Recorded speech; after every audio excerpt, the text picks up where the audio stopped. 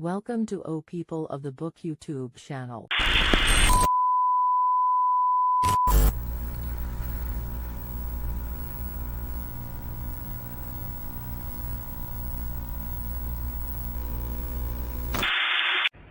الله أكبر الله أكبر الله أكبر الله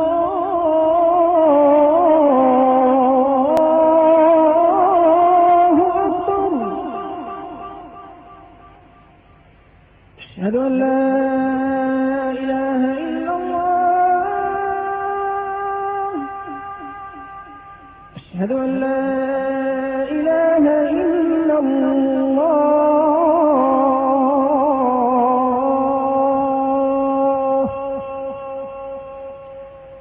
أشهد أن محمدا رسول الله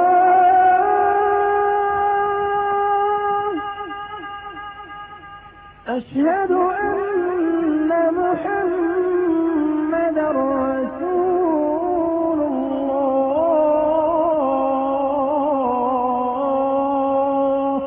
O People of the Book YouTube channel.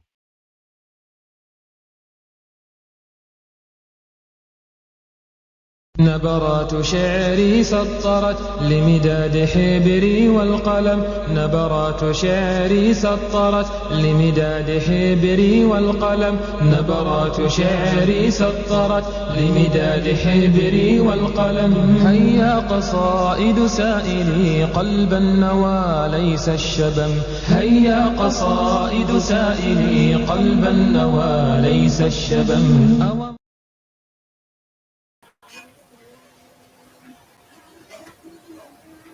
Bismillah, alhamdulillah, salatu wassalamu ala rasulullah. Let's do a sound check quickly before we go anywhere. Let me see if I'm going out, because otherwise I'm going to do like last week, and where I actually was not going out, and I was talking for about 15 minutes, and right, I am going out. Okay, right. Okay, so we're out. We're live, and we're actually we've actually started. Yes, so Bismillah, alhamdulillah, salatu wassalamu ala rasulullah, and welcome back to our People of the Book, and welcome to our weekly show. I think I don't need this anymore because I'm not actually listening to anyone, or actually listening if I'm coming out. So I'd like to say welcome to everyone, and I hope everything's okay from your side. From my side, well, weekend's nearly over, and like I said to you last week, but I think that bit got cut out. I wasn't online for a while because I had problems. Remember, I was requesting help for doing my my teeth. Now I've got them. You see, now I've got my full implants done, so I'm back on here again, and different mindset, different feeling, different everything. And I've decided to start doing the shows again. So I hope everything's okay from your side. And today we've got a really, really packed show. There's quite a few things that I've put together for you today. I hope the sound is clear. Now, the thing that we're talking about, again, the book that we're supposed to be doing, the main book is actually this, which is from Monogamy to Polygamy, a way through, by there are two sisters who've written this book, Abdul Rahman Hirschfelder and Yasmin Rahman. Very good book. I've enjoyed it a lot, and I hope you'll enjoy it too. Before we go into the book itself, there's a lot of things I wanted to go through, and one of them is the fact that people Muslims themselves tend to give polygamy a very bad name, kind of thing. People tend to think it is taboo and everything. In certain countries it is, certain Muslim countries it is, and that's why I'm going to be reading some articles to you and everything. And also I'm in a group of polygamy group, and in this group you get people like exchange ideas and everything. And there is a sister who wrote something which I wanted to read to you, which is very, very interesting. This is very, very positive.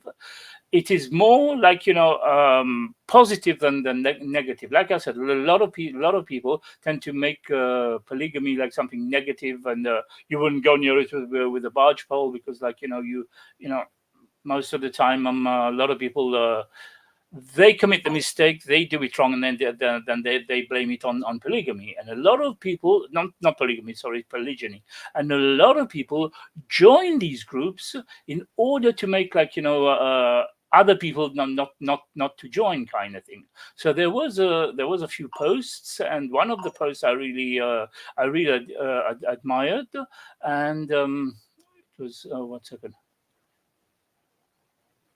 Yeah, I think it's this one here.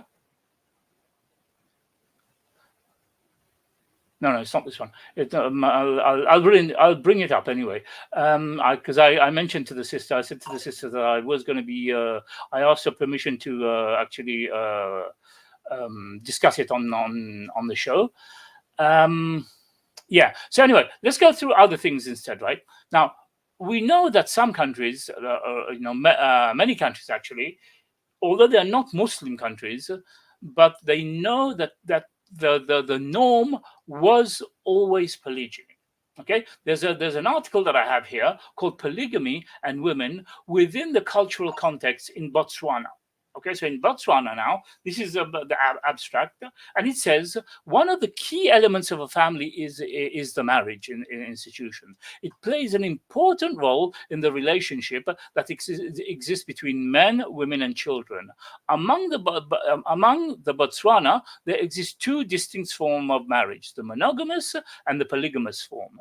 In the past, polygamous form of marriage was accepted and accommodated by the society. See, in the past, yeah, because obviously, like I said, there was a time when people started seeing it as taboo and everything, and whatever, and they rejected it.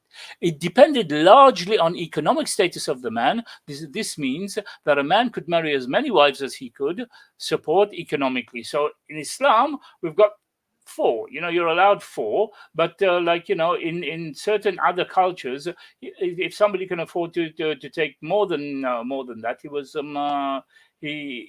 was allowed. So these were more cultural than actual what's the name, more cultural than actual religious, what we have. Anyway, so let's carry on. This means that a man could marry as many wives as he can support economically. The system was not only controlled by men, but empowered them economically and socially at the expense of women. Women within the polygamous relationship were not only economically. Yeah. Women within the polygamous relationship were not only economically disadvantaged, but marginalized. Now, you see, they've got a form of polygamy, but which actually oppresses the woman. The woman were not in an advantage. Islamically, the woman has to be cared for. She has to be given her rights and everything. But marginalized, controlled, dominated, and subject to the will of the man, and deprived of basic human rights. You see, so polygamy was there, but obviously because it's not Islamic polygyny, then obviously it wasn't done in the right way. But we can see now that there were other countries that actually had that in place, had polygyny in place, but they were actually not. Yeah, so they were actually not done properly, like we do. And what surprises me is when we look at this now, when we listen to this, and we look at it, we understand that the polygyny in these in those countries, kind of thing, didn't have any laws and whatever. But then you find Islam that has brought the rules and regulations, and still the women take it as taboo. The women, even I've heard them Muslim sisters go around and say that polygamy actually oppresses women. If you read this now, which is not Islamic polygamy, but polygyny in other countries in uncontrolled environment where women were deprived, controlled, dominated. Okay, the 19th century missionaries found this situation to be different from what they were used to in Europe. This was a very new challenge for them, and one for which seminaries had not prepared for them. However, they immediately formed an opinion about it. So they formed an opinion about polygamy, which wasn't to do with them. And when it came to what do you call it? The people of Botswana, these laws had nothing to do with them. Yet the Europeans were making laws for the people in Botswana. So we can see that it was something that they decided that they wanted to get rid of.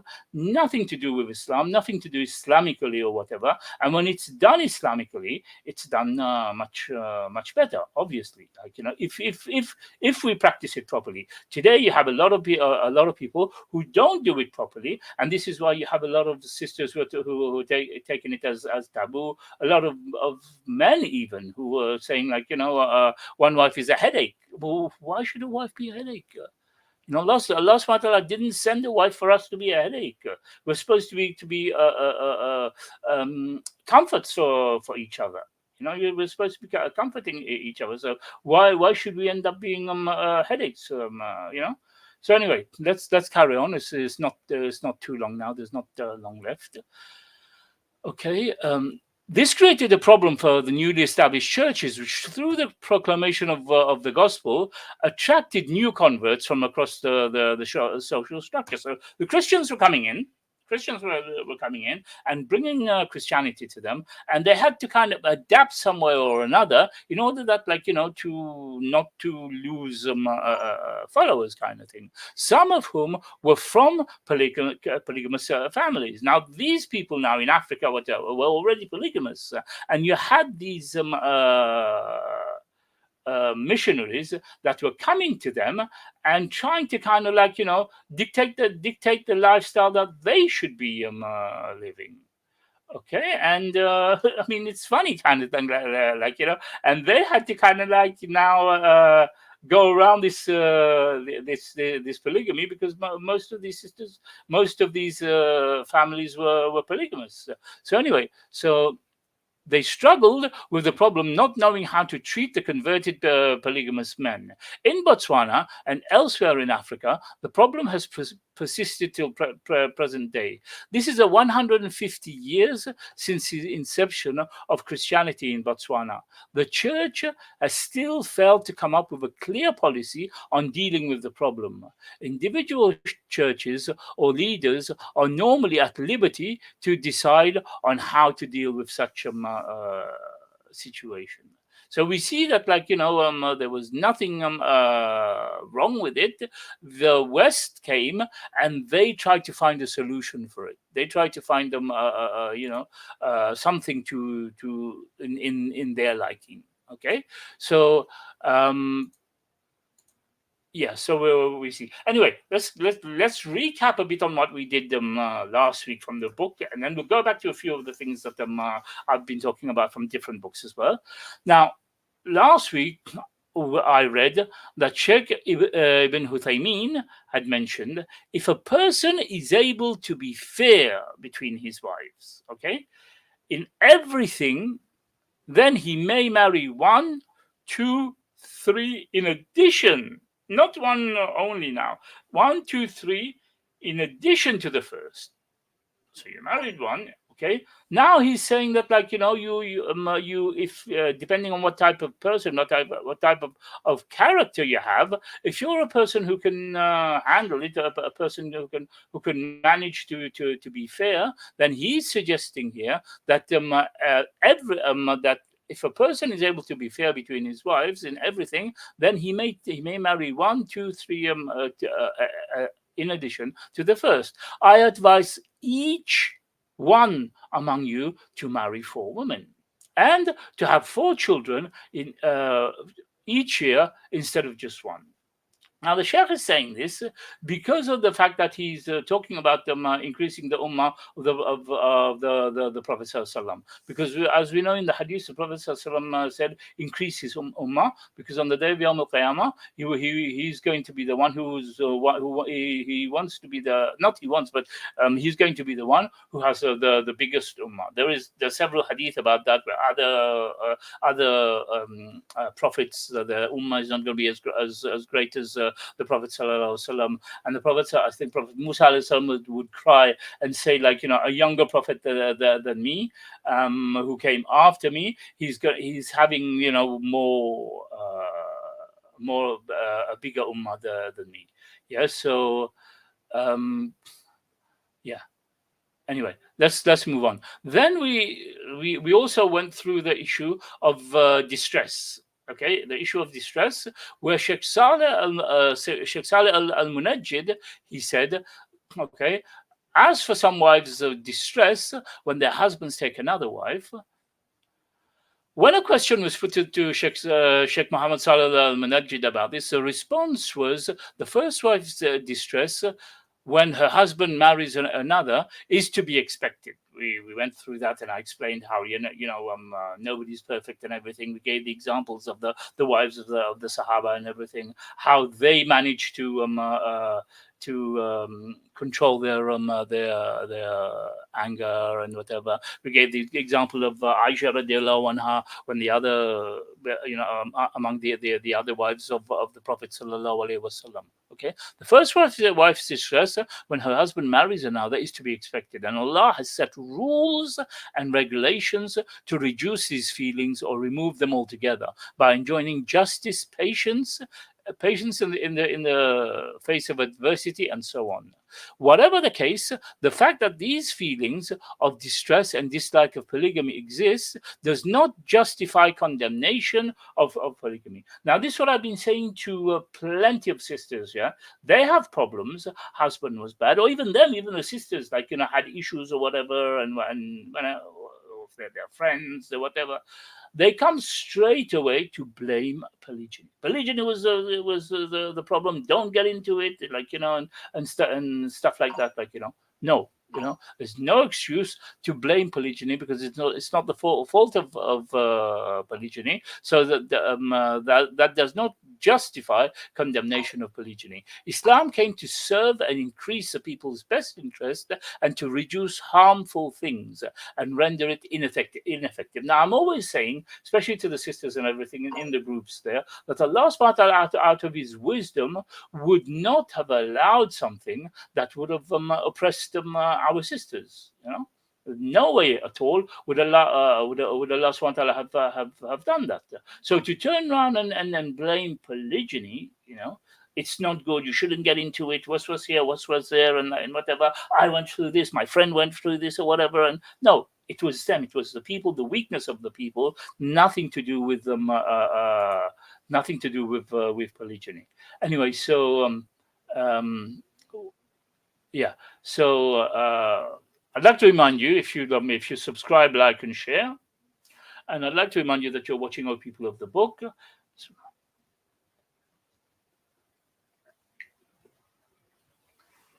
Our weekly program to educate people on polygyny. Okay, and please subscribe, like, and share. And also, by next week, hopefully, I'll be back in the sharing the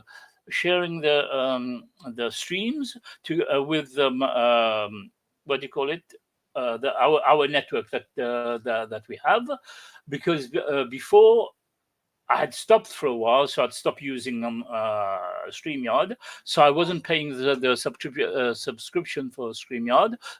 But now that I'm back, I'll be taking the subscription again. So I'll be able to broadcast through several channels. Okay, let's go back to this now. Okay, the Sheikh says there's no doubt that polygamy was, when practiced properly in accordance with Islam, achieves many things that are in people's best interest, such as maintaining the chastity of the man, and not satisfied, who is not satisfied with one wife, taking care of and maintaining the chastity of the woman who has no husband, increasing the offspring of the Muslim, solving the problem of the widows and spinsters, and of the reduced numbers of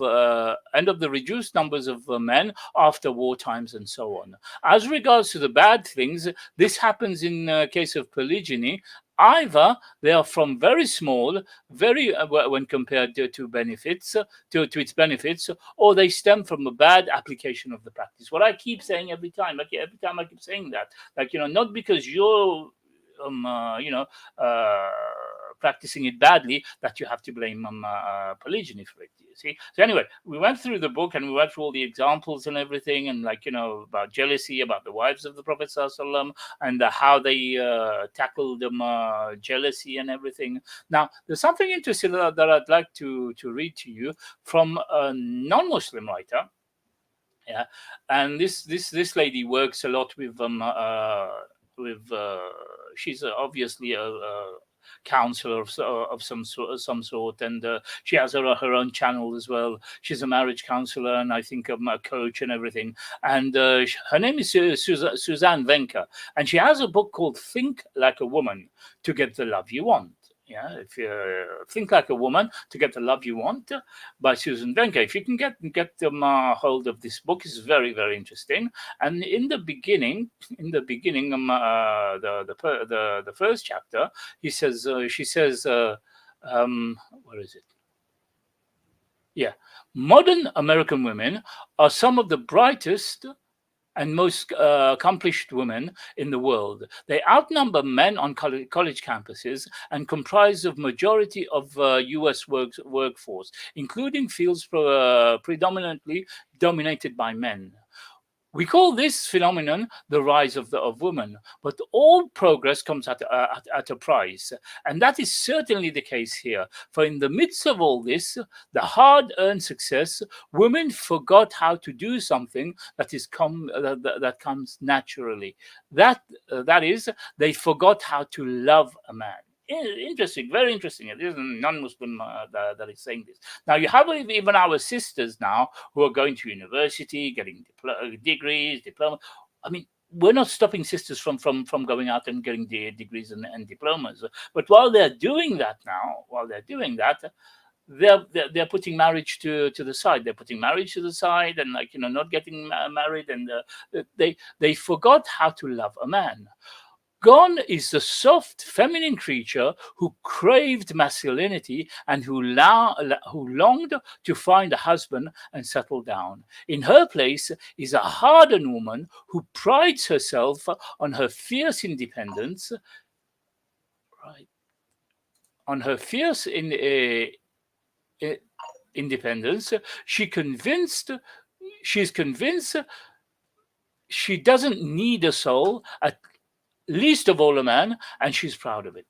Okay, so most of our sisters, I've been saying this before as well, have fell in this trap of the West, the feminist trap, that they believe that they don't need a man anymore. They've gone to university, they've gone to college. Okay, a sister gets a bachelor's, no problem, get a bachelor's and then make a family. Today, life is hard, yeah. So your husband and wife may need to work.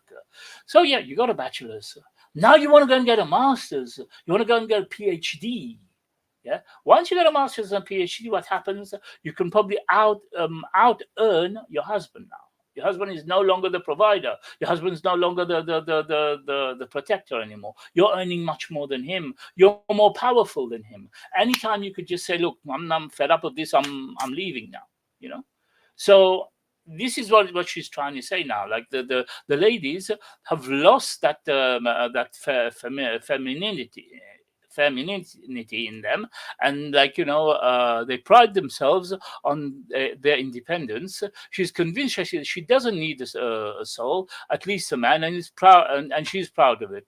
It sounds familiar.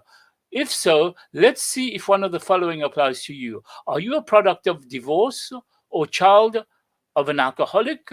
Was your father a cad? Was your mother aggressive? And domineering? Was money scarce when you were growing up?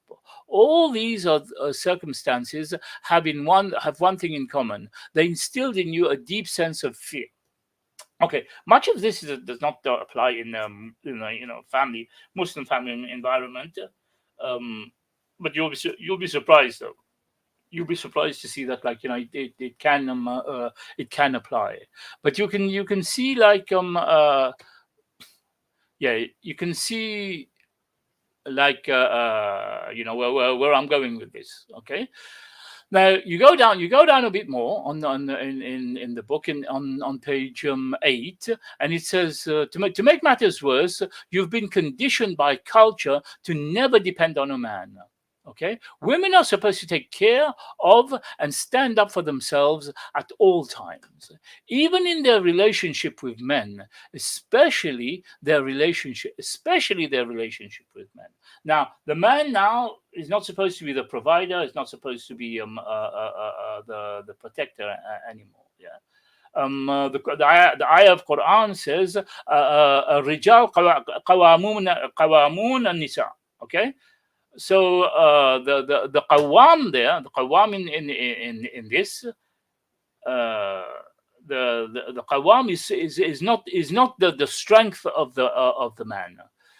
It's not saying that the man is supposed to be more powerful and, like, to dominate women or whatever. No, but in care and responsibility, like, of the woman. So here is telling you that the actual society that women lives in now, that is taken away, and then women are asking themselves, why are they single? Why are they single? Why is it that nobody wants to marry them? They've reached a certain age now, like, they've decided to get married, or, like, many of our sisters have had, maybe husbands, like, that they couldn't live with. Some of them were forced to marry. With certain cultures where they force their daughters to get married or whatever at a certain age, and the daughter, happen to get divorced early. These are different cases I'm talking about. Yeah, but when you get the cases where, like, the daughter wants to go to university and everything, and, like, she goes to university, gets a bachelor's, not enough, wants to get a master's, not enough, wants to get a PhD. Then now that she's got a PhD, now she's reached 35. Now she decides that, I want to get married now, or, like, I want to make a family. So the book goes on to say the result has been profound shift in the way women approach man and marriage. In 2012, I wrote about this FoxNews.com. I said women have. I wrote about this for it's an article she's pointing to. Yeah, I said women have been taught to view men as the enemy, and as a result, are defensive and angry. When you talk to women nowadays, when you're in these groups and everything, and we speak to our sisters, there seem to be an anger against the men. Yeah, as if they're the enemy. They're not the loving, husbands anymore. They're not the loving, comfort that Allah subhanahu wa ta'ala mentions in the Quran. Now they've suddenly become, and this is an American lady saying this now. Yeah, he's not, like, a Muslim or whatever. Yeah, they are taught to view men as the enemy, and as a result are defensive and angry. I said the attitude of women carry with them permeates America and has created a bona fide gender war. That article amassed a boatload of feminist vitriol. Even still, Stephen Colbert couldn't resist in chiming in. Yeah, so you see, our sisters have fallen into that as well, and now, it's become so drastic that we have a lot of our sisters who are left there with children, unmarried, and you have a lot of men that don't want to marry her, and this is why polygyny is there. But then the sisters are saying, no, this is taboo. We don't want it. You give them so many. I opened up so many posts, giving about different persons, and, like, if a person comes to you and he's taqi or whatever, will you accept him? They came up with so many excuses. No, no, he might have a long beard or whatever, and all sorts of excuses not to accept him. Yeah. So what they are looking for is somebody perfect, and nobody's perfect. Nobody's perfect. Okay, so and here it's I carry on, but I'm not concerned with the feminists or the media elites. My concern is you, men and women, have never been more at odds. Online dating is a $2 billion industry as professional matchmakers desperately compete to get men and women hitched.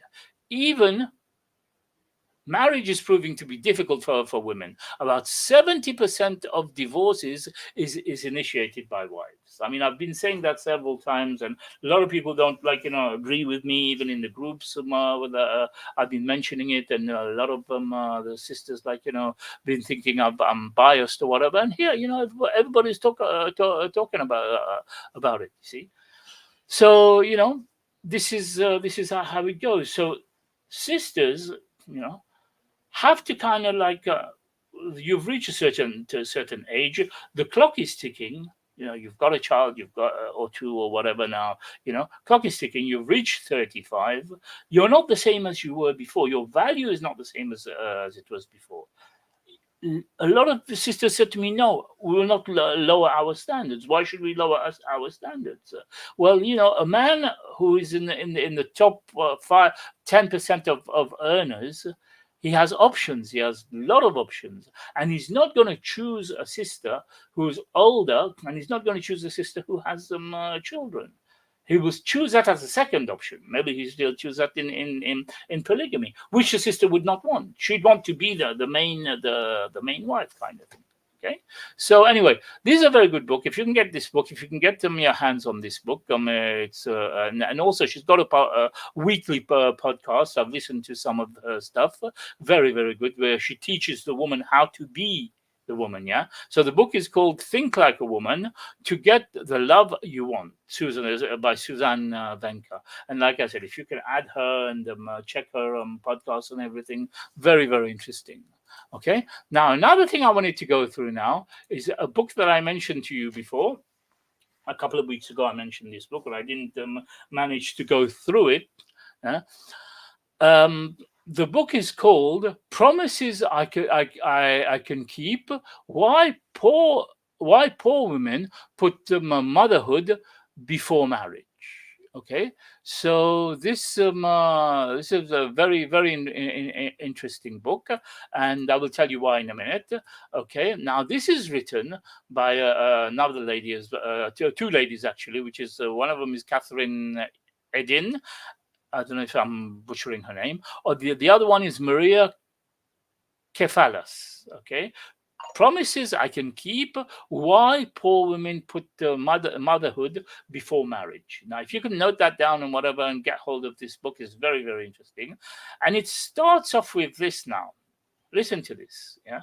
And this comes from a non-Muslim point of view. In spring 2002, the cover of Time magazine featured a controversial new book that claimed to tell the truth to ambitious young women hoping to have children.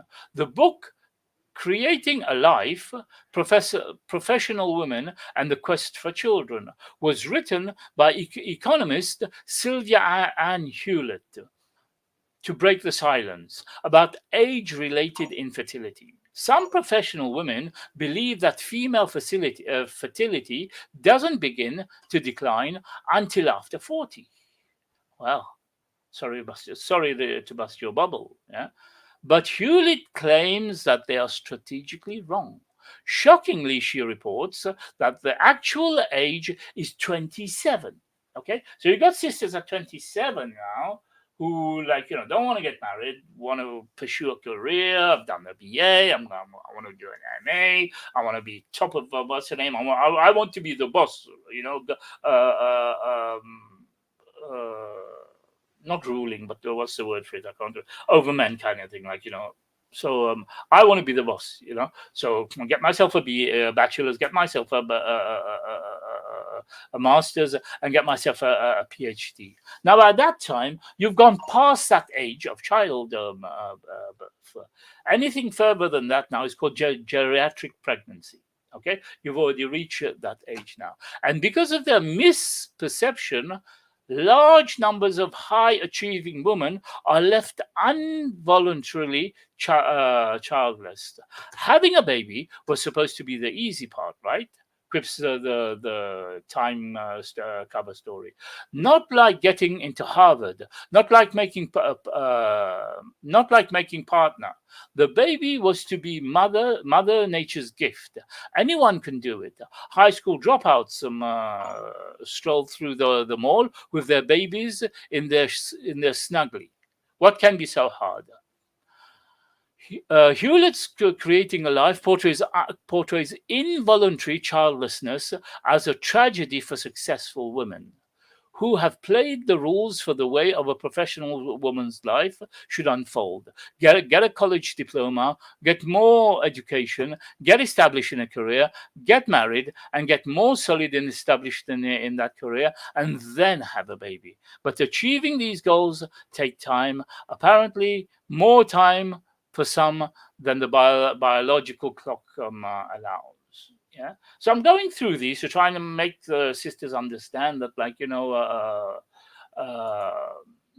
we as Muslims, we shouldn't be falling into the traps of these non-Muslims, and a lot of sisters have already fallen into this trap, and don't want to get married, and a lot of them are even saying that or even saying that I've even had the sisters that say to me that the men, all they think about is sex, and they don't want to know any men, kind of thing. So this is the point that is come to. Now another thing as well. Now what is this now? Yeah, so this is Botswana. Okay.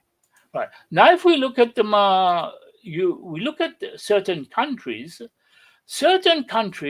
are trying to reinstate polygamy because of the issue of where the sisters have come to now. Certain countries are fighting to reinstate the polygamy. Yeah. There is an article on a website called medium.com. And it says that humans are made to be polygamous.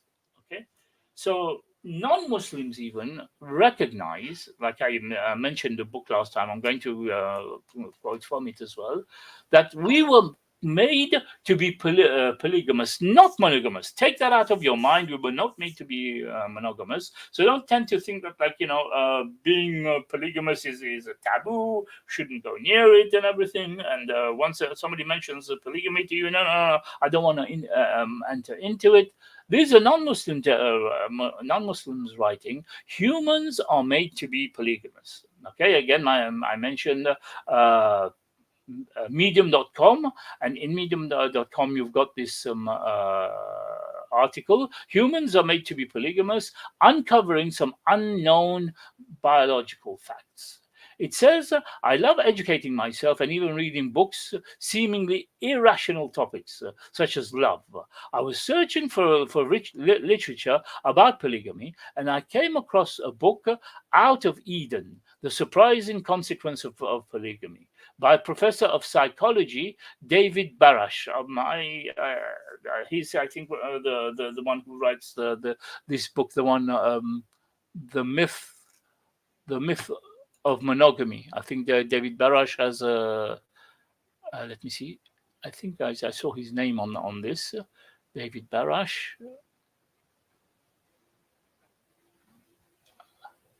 Yeah, David Barash. So the book that I mentioned the other day, The Myth of Monogamy, Fidelity and Infidelity in Animals and People, written by David Barash and Judith Lipton. Yeah. So he's quoted here now. This person is quoting him now.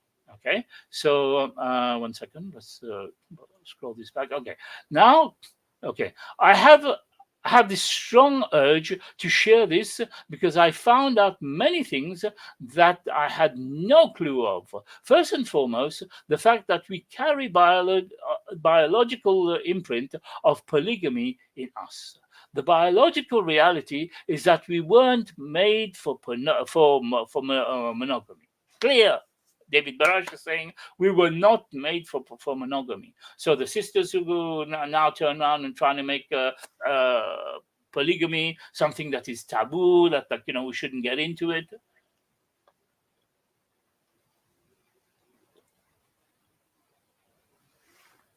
We were not made for monogamy.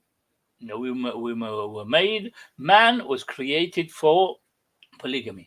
I have to admit that I always thought that something was wrong with me, that it's not normal to desire several relationships.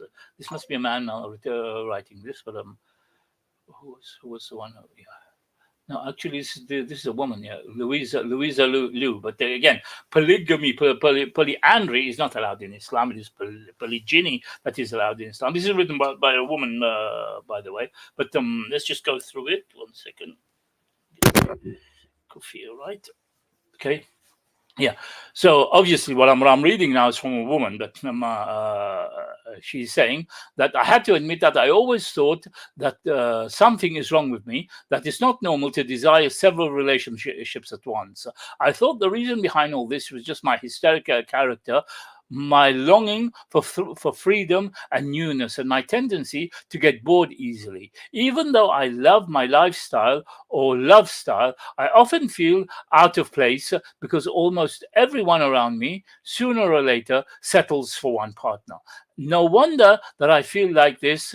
Growing up, they talk about the ideal findings of your soulmate and living through ups and downs without even having sexual desires outside the marriage. Polygamy was discarded as free-spirited sexual adventurism. So this is what they called it now. In order to get rid of it, they called it free-spirited sexual adventurism and or no alternative hippie lifestyle. So they called it hippie lifestyle. That's why they got rid of it. I just wanted to read this to you. And then another article that surprised me is that it mentions here Tunisian women call for polygamy. Now, can you imagine now? Women are calling for polygamy. Women are calling for again, polygyny, not polygamy. Okay. Okay. A group of women have used social media sites to call for a protest demanding polygamy. Polygamy is taboo in Tunisia and crime punishable by law. Remember, I said to you there are certain countries where it's not even recognized. Islamic wedding is not even recognized there, so they cannot make it taboo. Whereas in Tunisia now, the nikah is recognizable, but to do a second nikah is punishable for them, because that the nikah is more recognizable than the civil marriage. So you're having two civil marriages in that case. So it's punishable by law under Article 18 of the Personal Status Code. However, a group of women have taken to social media to call for a protest to be held in front of Parliament to demand polygamy. The news was announced by the president of the Forum of Freedom and Citizen, Fathi al-Zagay, who confirmed that the demonstration is spontaneous and comes with a framework of advocacy to solve the problem. To solve the problem of spinsterhood in the country. So there is a problem, and people recognize that there is a problem. And what's going to solve that problem? Polygyny. Okay, so we can see that there's nobody's mentioning any other problems for that, but polygyny. Zgael said in a statement to Al Khalij Online that he did not call for the demonstration himself, but supports the idea because he believes that there is a need to find the solution of the dilemma of spinsterhood. See? So everybody's recognizing that this is the solution. This is the solution to the problem, that Allah subhanahu wa ta'ala has made it halal for us, and that we should take it as something that has been made halal, and not as something that most of the even Muslim sisters are wanting to make as if it's something taboo. You see, so that's why we have to be very, very careful. That's something that Allah subhanahu wa ta'ala has given us to solve a problem, for us, that now we don't turn it around and make as if it's something taboo. Okay, and put our feelings aside, like I mentioned them last week. Like, we put our feelings aside, and then we take it according to the way Allah subhanahu wa ta'ala has prescribed it for us. Okay, so let me just read a couple more lines. He added, he's also willing to call for a review of all articles of the Personal Status Code, a set of laws that stipulate the rights and freedoms of women in Tunisia. Not only the article relating to polygamy, this includes reviewing unfair divorce procedures and abolishing the principle of adoption because it is contrary to Sharia law. Okay. So anyway, you can maybe look for this yourself. Middle Eastern Monitor, MEM, which is Middle East Monitor.com. And if you want to read it, you can type Tunisia, women called for polygamy. Okay, so I'm trying to make you understand here that, like, the people who are shunning polygyny, the people who are shunning polygyny, whereas there's a group of people who actually want it, need it. Yeah.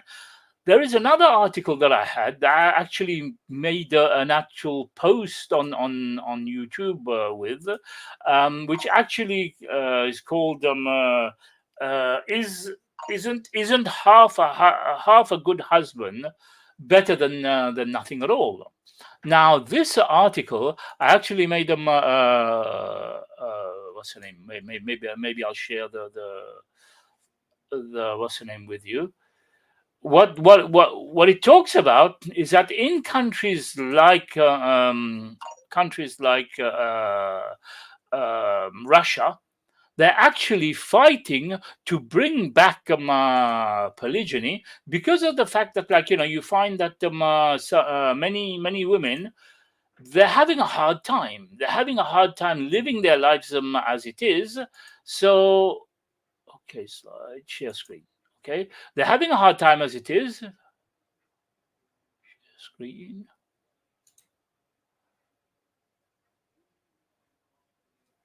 Okay, there. Oh, sure. Also share audio. Okay, fine.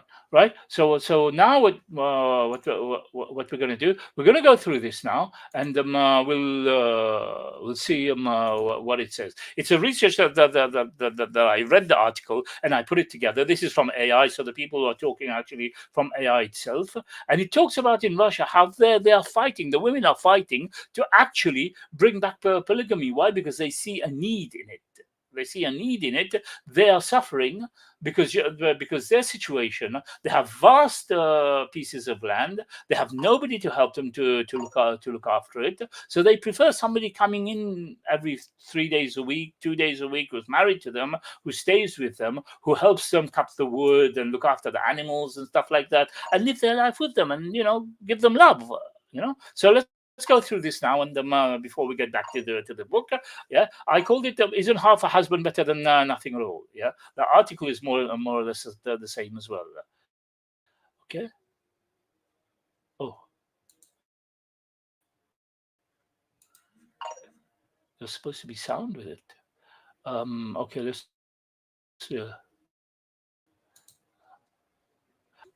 let's go back to. I put the sound down. Right. Okay. Right. So let's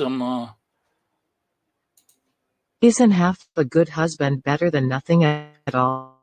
Hello. A Okay. cry for the reinstatement of polygyny in some parts of the world. It might not seem like a good place to look for insights into how the financial crisis might play out in suburban Kent or rural Yorkshire. Sigrid Rousing, professor of collaborative anthropology at Cambridge University, says Central Asia and Russia have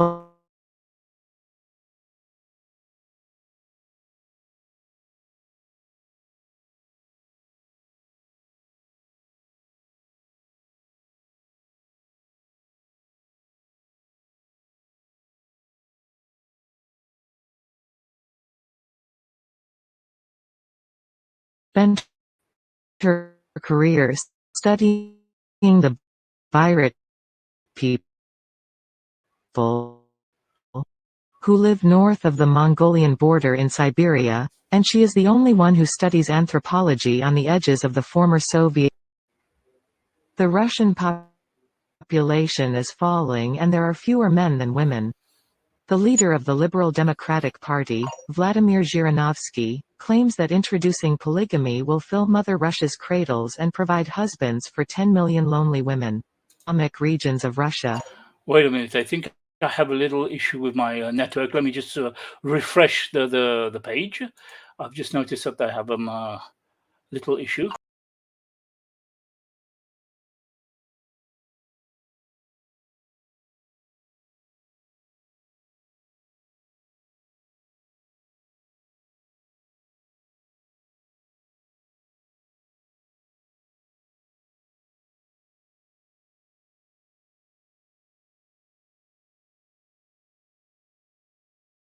I'm extremely sorry about that. I don't know what happened. Just suddenly my internet just went.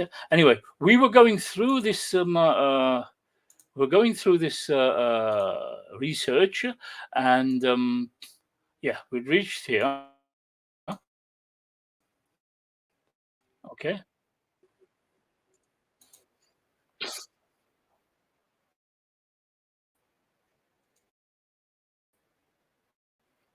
There is an issue with this now. It's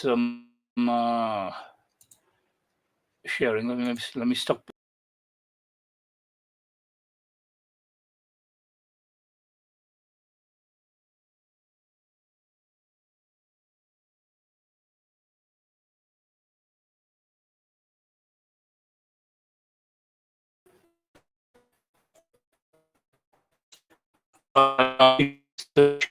That's causing the problem. But anyway,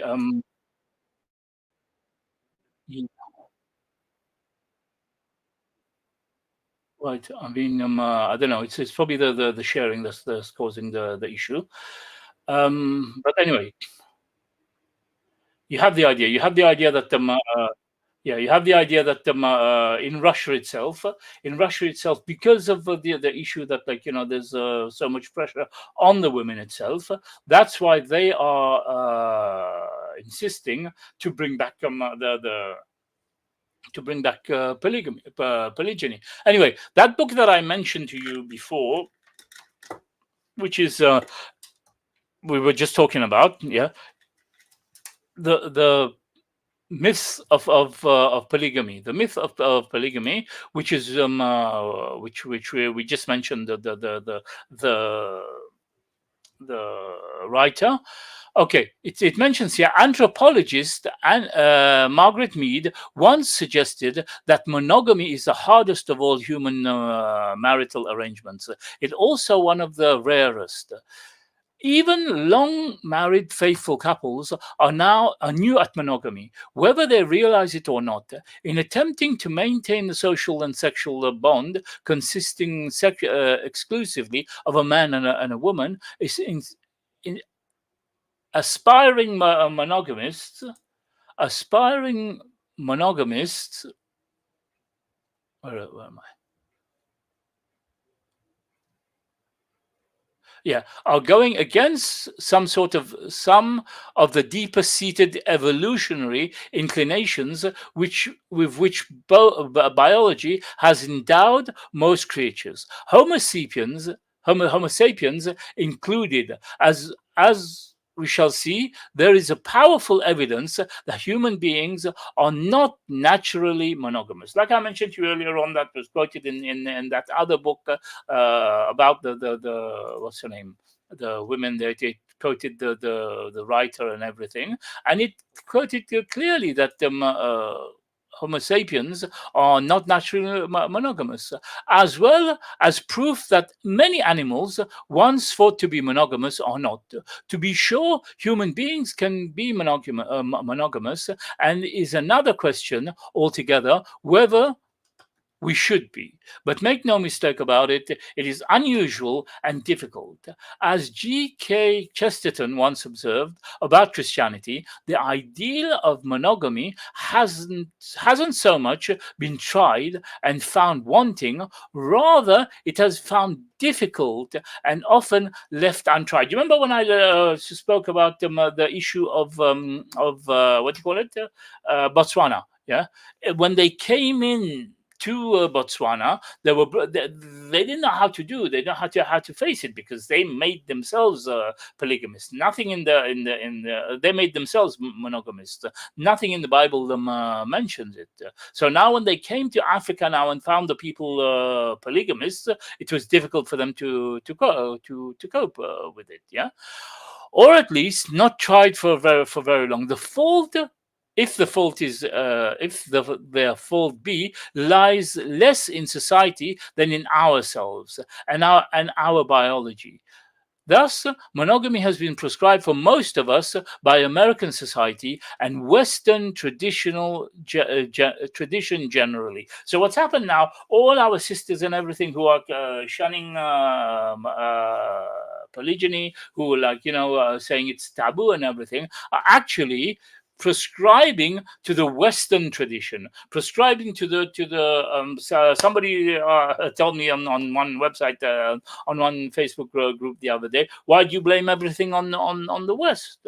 Well, the amount of countries that the West actually colonized, and then they installed their rules on there. Like we read earlier on, they went into Botswana and installed their rules on Botswana. So that's why, by Western tradition, it is. But this is by Western tradition. There's nothing, even in their books. Even the rules, as officially stated, are pretty clear. We are supposed to conduct our romantic and sexual lives one on one, within the designated matrimonial playing field. But in soccer or football, sometimes people go out of bounds, and not commonly there is a penalty assessed if the violation is detected by the referee. Okay. For many people, monogamy and morality are synonymous. Again, like I keep saying that, some people want to relate polygyny with taboo, and it's not allowed. We shouldn't be doing it or whatever and stuff like that. So many people they relate monogamy and morality, that they are synonymous. Marriage is the ultimate sanction and departures from marital monogamy, and the ultimate interpersonal sin. In the acerbic word of George Bernard Shaw, morality consists of suspecting other people of not being legally married. Okay, so I can read this whole thing, but it's quite long. But again, I'm giving you the gist of it. I'm giving you the examples of how many other nations believe that polygyny is not actually something that is what's the name? That is the norm. That polygyny is the norm, and not monogamy. Okay. Anyway, I'd like to remind you that you're watching our People of the Book, and excuse me for the little errors that have been happening. Now, I don't know why why when I decided to share that it just caused problems. But you'll find this on my website anyway. You'll find this on my YouTube, and it's called "The Research Isn't Half a Good Man Better Than Nothing at All." So the whole research and everything is there. I used AI characters to do the speech to text to speech, and I hope you can benefit from that. Anyway, let's move on. Just a minute. Right. Okay. So now let's go back to the book. Okay, we've left the book. Let's go back to the book, where we actually now we're supposed to be starting the second part of the book. We've reached the 1 hour mark. We're going to go through the book quickly. We're going to do another term, maybe 20 minutes, and finish off. Okay. Section 2, A Way Through Insights and Survival. Remember, we're doing this book now. Now we've come back to the book. We're doing this book now. Okay, I've gone through a lot of things. An hour I've taken through the other things just to prove to you that monogamy is not the norm. It's not the norm. It is polygyny that is the norm. So a way through insight and survival. Okay, a challenge for us because of the nature of women. Finding satisfaction in polygyny does not come easy. Our emotional and jealous nature makes polygyny a challenge for us. As we have seen, even the noble wives of the Prophet ﷺ felt jealous. Of course, it is something that we've agreed on. Like, they were jealous as well, but they knew how to handle that jealousy. They knew how to go through it and how to not make it into a big thing, a big story. Yeah.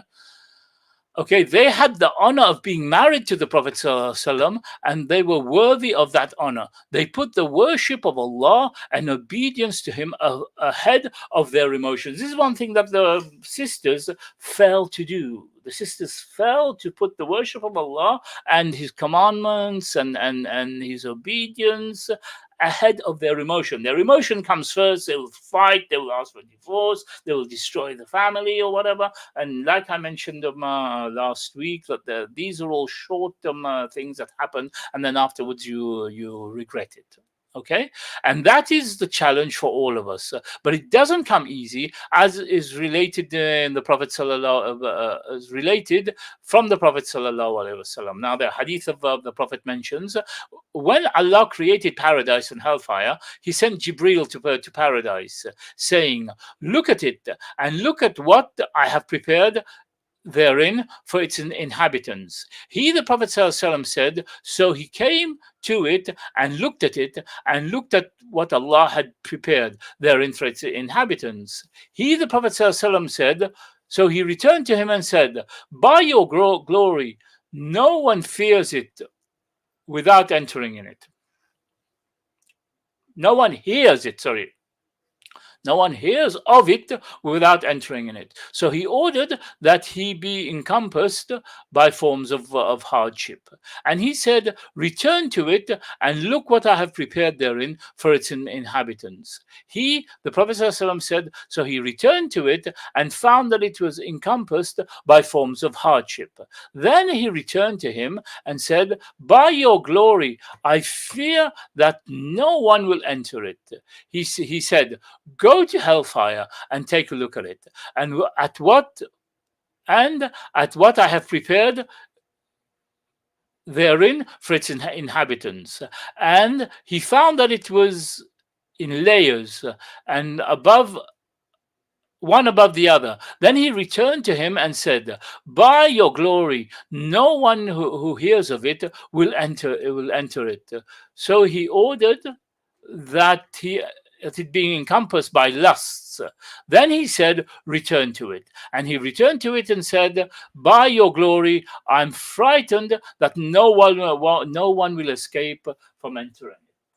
Okay, so this is narrated by Abu Hurairah radiallahu anhu, recorded in Jami' Tirmidhi, who said that it was good, it was Hasan and sound hadith. Okay, so you see now, when Allah subhanahu wa ta'ala created the paradise and hell, He sent the malaika to check it, and that was what was spoken about.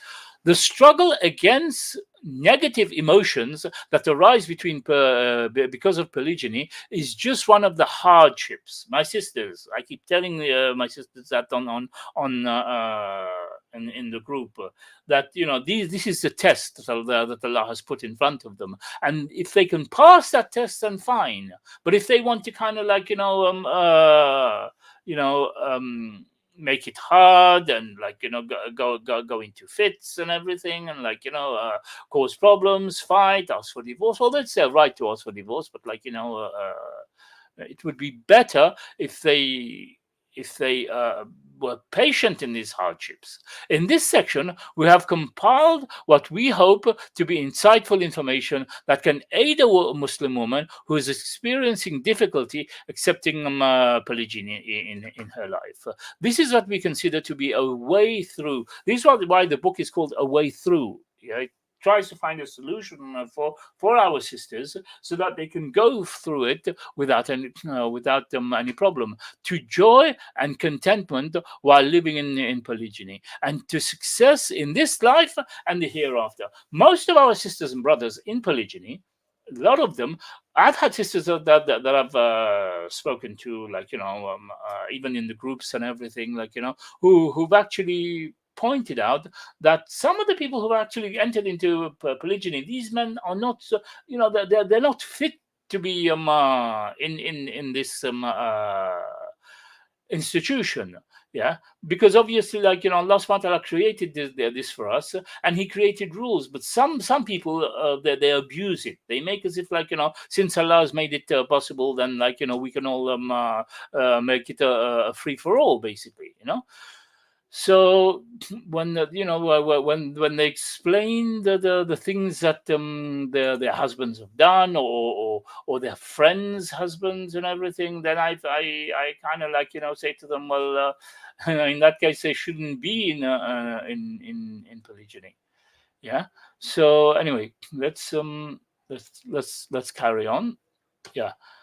So yeah, like I was saying, that, like, this is the test, and you have to pass the test.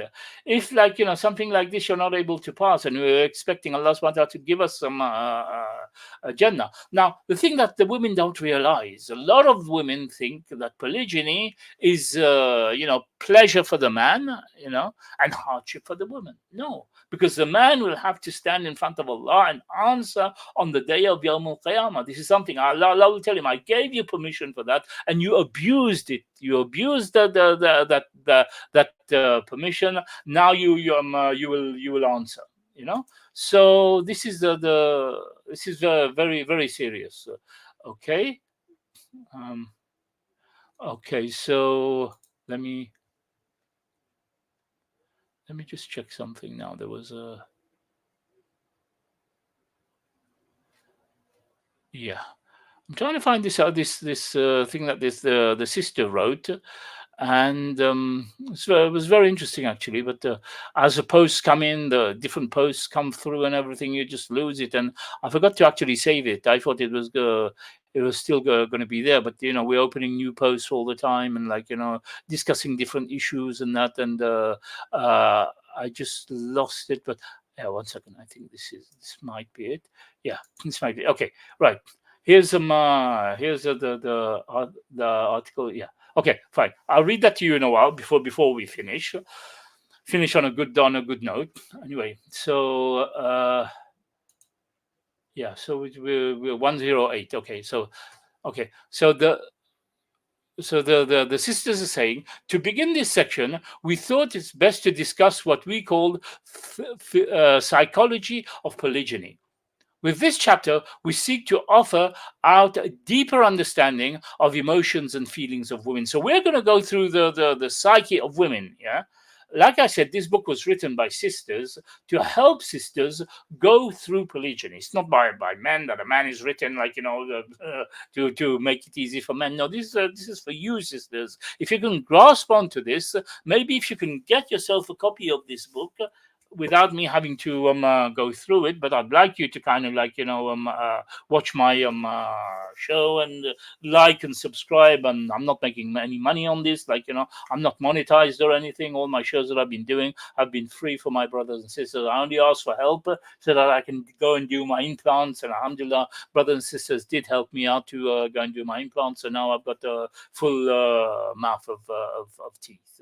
But apart from that, it's just to reach out to brothers and sisters, and what I have learned, my knowledge that I have learned when I did my bachelor's in Islamic studies. So anyway, yeah, with this chapter, we seek to offer a deeper understanding of the emotions and feelings of women, and also to introduce them to the Muslim woman, to herself, and in a new light as a creature different from man, and whose qualities are special and unique only to women.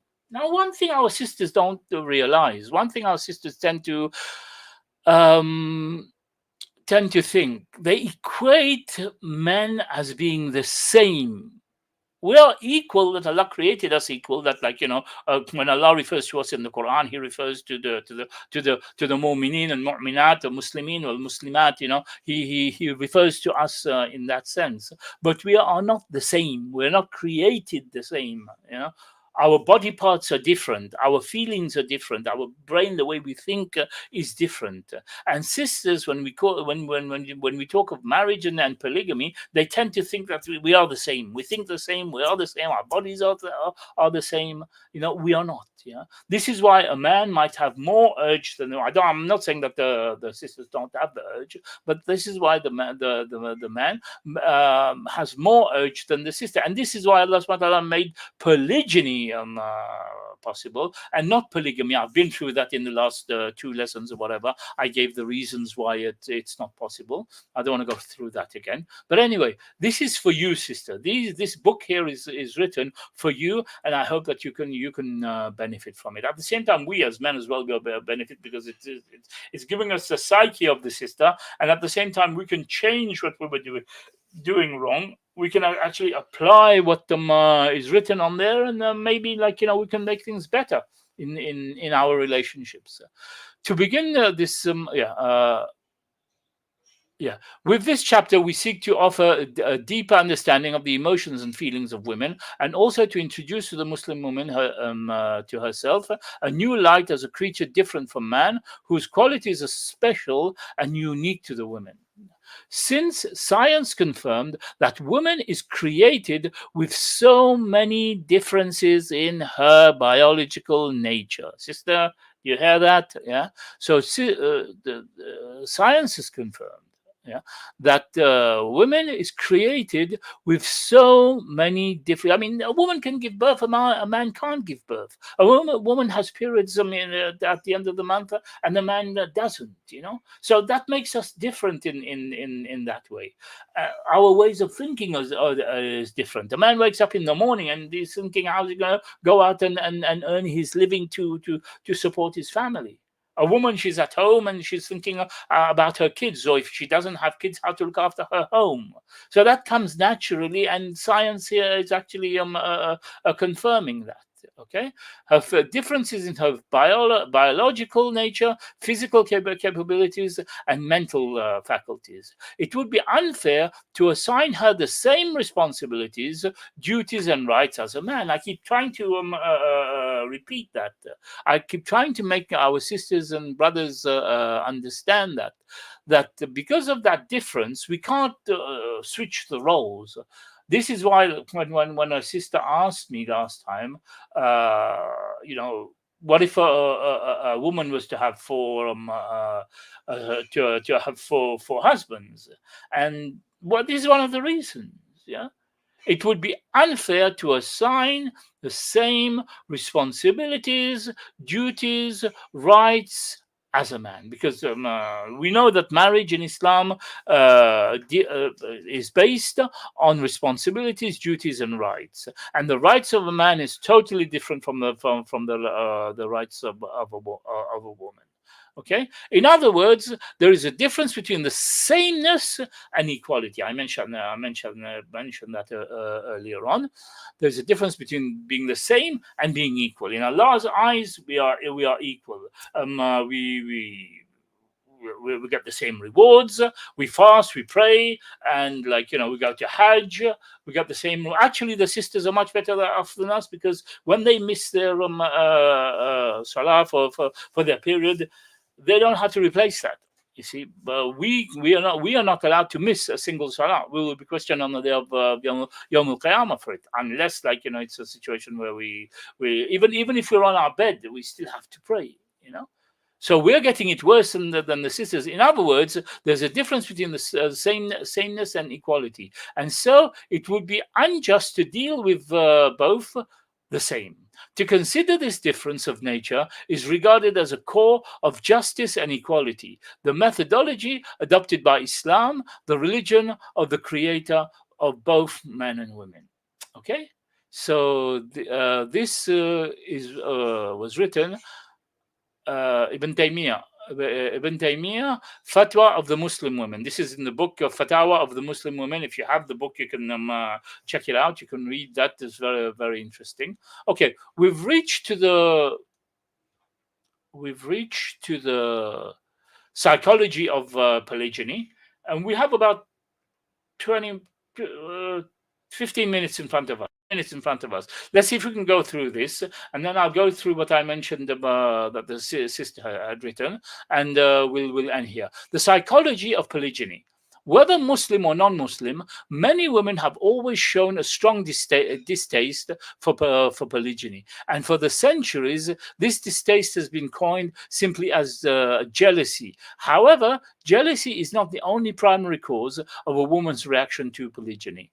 Muslim women, in particular, fall into a unique category because Islam sanctions polygyny, polygynous relations, thereby making it an emotional reaction for women, seemingly contradictory. Now, there shouldn't be a reaction from women because we have it in our book. We have it clearly in our book. Allah SWT has given us the permission. The Prophet ﷺ has so many hadith, his wives, different wives. We should be, Muslim women should be the ones who are accepting it more than non-Muslims. Yeah, like I said I think in the first episode, that some people came to me and we were talking about Islam, and they said to me, I'm interested in Islam, but you Muslims, you can have four wives. So for them, it should be a problem because they don't know about it. Maybe even if their books are written about it, they don't take much notice of their Bible or whatever. But for a Muslim woman, it is a given. It is a given. Polygyny is a given, and she should be more. She should accept it more. The emotions are a mental and physical reaction, such as anger or fear, subjectively experienced as strong feeling and psychologically involving changes that prepare the body for immediate vigorous action. Some of these emotions are instinctive, while others are learned by culture and society. Now, we did mention last time that these reactions, sometimes it happens, the sister says things, does things, and gets angry or whatever, and then afterwards she calms down and she realizes she's done something wrong. Whereas in other cases, it's the culture of that community. Either they accept it, they don't accept it. It's a taboo, and like I said, some people that I know, they would the sister would rather her husband commit some adultery. Nobody knows about it. Keep it quiet, than to take. In the the second episode, when I interviewed this brother Muhammad Abu Shuaib, good brother, alhamdulillah, very good brother. You have to tune into his show as well. He's on Coventry Faith Foundation, and you'll find him a lot of shows that he's doing. So if you can subscribe to him as well.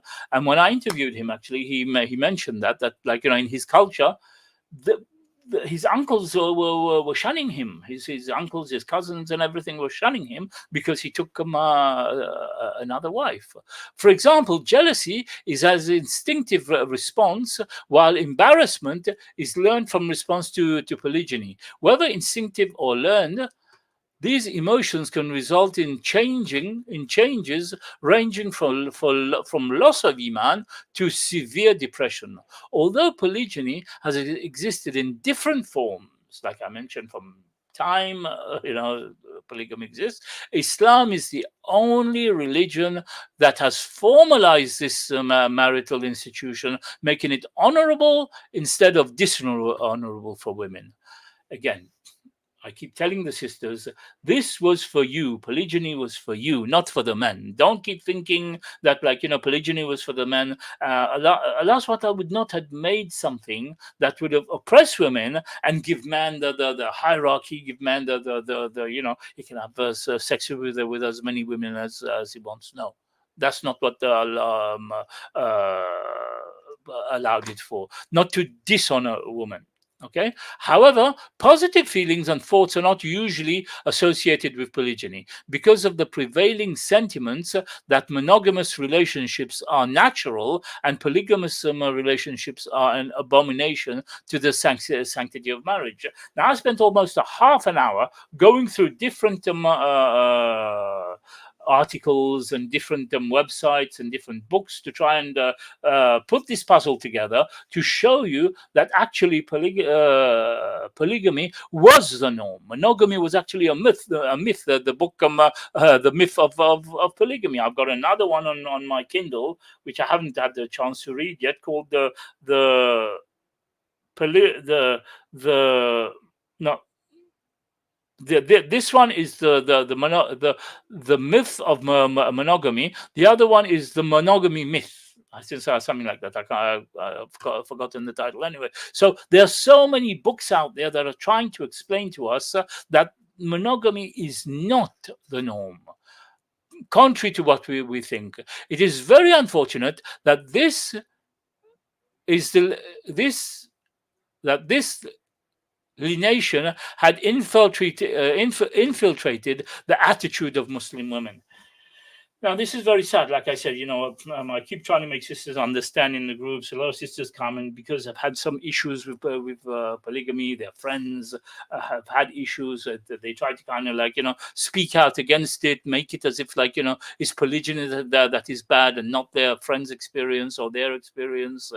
So I keep telling them not to do that. If you have a problem, if you've had a problem, blame blame the husband that didn't do it properly. Blame yourself. You can handle the situation and you ask for divorce or whatever, but don't blame what Allah has made halal. Okay, this chapter discusses actions, emotions, and behaviors that stem from an aforementioned sentiment, all with the sole intention of helping the Muslim women realize that the emotion being felt are temporary, controllable, but most of all, changeable. It is also hoped that the information in this chapter will provide Muslim men with the insight of understanding into the complex array of emotions that result from polygyny. Okay? So I mentioned that earlier on that this now is going to be helping both. Now it's going to be helping the man and the woman. It's going to be helping the brother and the sister, those who are into polygyny, to kind of understand it better and whatever. So we'll end here. Next week we will start with the female psyche, inshallah. This is going to be interesting now because we're going to go into the female psyche, and I think there's about 10 pages, 10, 12. Yeah, subhanallah. Okay, it's going to be about 10, 12 pages of this thing of the female psyche. So me as well, it will give me a much better understanding of the female psyche as well. Yeah. So anyway, let's go through this. Let's go through this now. One sister, I'm not going to mention her name, but she kindly posted this, and it's very interesting because most of the other women who are coming, they're knocking polygyny, they're knocking the experiences that they had, and she's one of the sisters who posted this, and she mentioned, I just wanted to share an example of sisterhood and support from your co-wife. So a few years back, my ummi had terminal cancer. I had to fly to Michigan to care for her. I left my kids with my husband and co-wife. Co-wife stepped up and took great care of the children. She made sure that they were well fed, clothed, supported, and loved. When my mom passed, we had her janaza.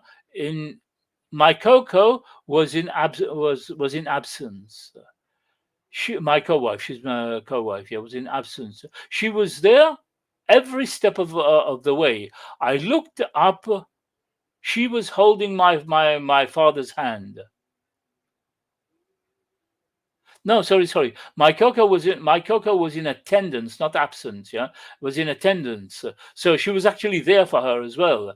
She was there every step of the way. I looked up and she was holding my father's hand. She was the rock that I needed at one of the most difficult times of my life. May Allah reward her. Ameen. Allah knew I needed her in my life. She's not just a wife to my husband, but a friend and a sister to me. Jazakallah khair, sisters. It is very inspiring. See, this is what I'm trying to make sisters understand when they're coming and knocking polygyny and everything, and like, is the advantage is because Allah created that for you, sister. Yeah? Created it for your benefit, and you can see through that how this sister is talking about the benefit that she had from it. I think we'll finish here today. I've spoken enough, and my throat's getting dry. I need to actually go and pray and have something to drink. But anyway, I enjoyed this. I enjoyed this today, and I hope you benefited from it. And if anything that I said that was wrong, please forgive me. And anything that good that you got from it is from Allah. And please make dua for me that Allah gives me more knowledge so that I can share with you. And Allah gives me good health as well, because for a while I'd been away because of my bad health. But now, to be honest with you, after I've had my teeth done and everything, now my mindset has shot up. Now I want to go out there and do things. I want to go out there.